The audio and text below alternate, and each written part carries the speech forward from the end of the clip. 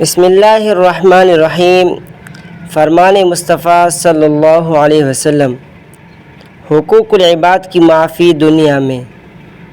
حضرت ابو ہریرہ رضی اللہ تعالی عنہ سے روایت ہے کہ رسول اللہ صلی اللہ علیہ وسلم نے فرمایا، جس نے اپنے کسی بھائی پر ظلم کیا ہو تو اسے چاہیے کہ اس سے اس دنیا میں معاف کرا لے، اس لیے کہ آخرت میں روپے پیسے نہیں ہوں گے۔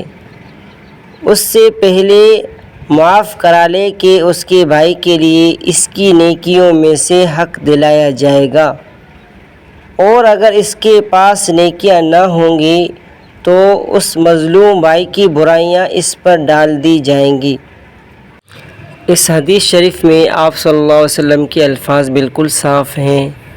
آپ صلی اللہ علیہ وسلم نے فرمایا کہ اگر آپ نے کسی پر ظلم کیا ہے، ظلم ہاتھ سے کیا ہے یا جسم کے کسی اور حصے سے کیا ہے، اور اس کے علاوہ آپ نے اس پر مال اور جائیداد کا بھی ظلم کیا ہے، تو قیامت والے دن آپ کی تمام نیکیاں اس کو دی جائیں گی، اور اگر آپ کے پاس نیکیاں نہیں رہیں گی تو پھر آپ پر اس کے گناہ ڈال دیے جائیں گے۔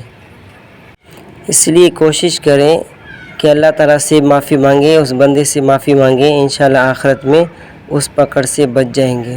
والسلام۔